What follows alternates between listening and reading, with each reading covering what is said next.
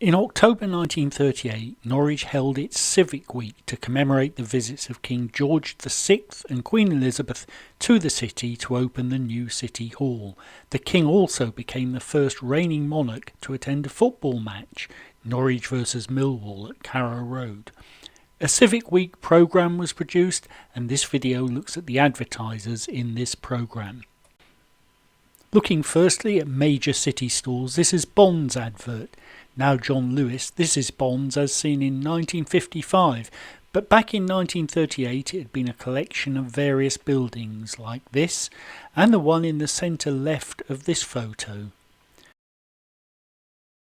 This was Curl's advert. Curl's would be based in the building that would become Debenhams, but before that, and seen here in the 1910s on the left of this photo, it would occupy a similar site, this being the 2024 equivalent view. Chamberlain's was on Guildhall Hill in the location that will become a Tesco Metro and is now being redeveloped as a hotel. Bunting's, described here as the shopping centre of East Anglia, was on the corner of St Stephen's and Rampant Horse Street, occupied now by Marks and Spencer's since 1950. This pre-war photo shows Bunting's in that same location.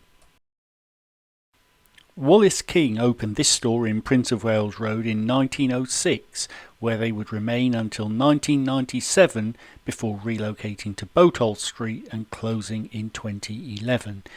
In 2024, behind those trees, it's now the site of Bar and Beyond. Trevor Page & Co., two surnames, made and sold mattresses at their premises on Exchange Street, now replaced by Norfolk House. Also known as furniture and cabinet makers, Henry Trevor's legacy to the city was to transform a chalk quarry into the Plantation Gardens. We'll return to shopping later, but let's take a break now at the two cinemas advertising the Drum. The Carlton in All Saints Green opened in 1932, and by the time of this 1935 photo it had been enlarged to nearly 2,000 seats. It's now the location for student accommodation. The Odeon is seen here from the then new stationery office, and with the stationery office now on the right, this is the present day view of the site of the former Odeon. This is the poster for the film they were showing in Civic Week. Time for some refreshment, 1938 style. The Tudor House tea rooms at number 6 White Lion Street are seen in this photo, with the 2024 equivalent still very recognisable. Deacon's restaurant was at the bottom of Westlegate. It was still there in the 1960s when this photo was taken, and it's now a branch of Tesco Express. Lambert's were advertising their Red Seal blend tea. Their warehouse was at the top of Hay Hill. Now it's the location of Next, and before that it was C&A. Where might visitors for Civic Week consider staying?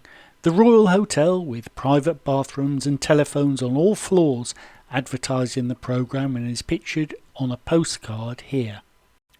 The Maze Head, with running water and electric fires in all bedrooms, is pictured here, and the Annesley Hotel was recognised as the best hotel in Norwich and is pictured here in the present day. Alcohol was advertised by Morgan's Brewery, seen here in 1948 with an internal view, and also by Stewart and Patterson, which was based on Barrack Street, this photo dating from 1974. Wincarnis fortified wine was made by Coleman's, based on Westwick Street, which was on the site of the current Cathedral Retail Park. Barwell & Sons wine merchants were based on St Stephen's Street and suffered war damage.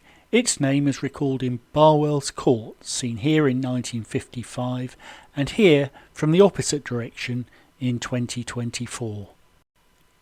If you wanted the new Ford 8, you could buy it from Bussey and Sabaton Brothers on Palace Street. This was their 1930s delivery van in Tombland.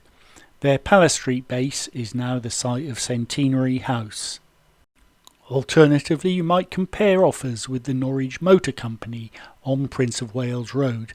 The present day equivalent view is seen here. Maybe your car needed a service. Main Egerton's, also based on Prince of Wales Road, could carry that out. This is the 1988 view compared to how it looks in 2024. Or perhaps you would use the bus. This was the Surrey Street bus station, having suffered war damage in 1940 compared to its present day equivalent view. Time now to look at some more shops. Here's an advert from our old friend Daniel Hearn, whose story can be found in much more detail in the Lost Norwich video entitled August the 1st. Brown and Payne electrical engineers were based at 17 Bedford Street. They were still there in this 1964 picture, and this is a current equivalent view. A bit further along Bedford Street at number 21 was Palmer's for Pure Sweets, although the sign on the shop refers to them as General Merchants. For many years this was Frank's Bar, as shown in this photo, but it is now Dick's Bar. Luter's was based on Maglan Street and is seen here in 1935, with the present day equivalent of Luter's store slowly emerging out of the original. Greens invited you to look your best and uphold the prestige of this ancient city during Civic Week. They were at the junction of Haymarket and Orford Place, and its current purpose is as a branch of Card Factory. Bulbs could be purchased from Take-On, Cowell and Sons on Rampant Horse Street on the left of this photo, the site now being occupied by part of the rather large Marks and Spencers. Jewson and Sons timber merchants used to be located at number 20 Colgate, which looked like this during Civic Week, the present day appearance being like this. Its timber yard used to be visible from Fye Bridge. Doggy caps and, as I recall, school uniforms were sold by Rumsey Wells on St Andrew Street, the name still existing in the pub occupying the building.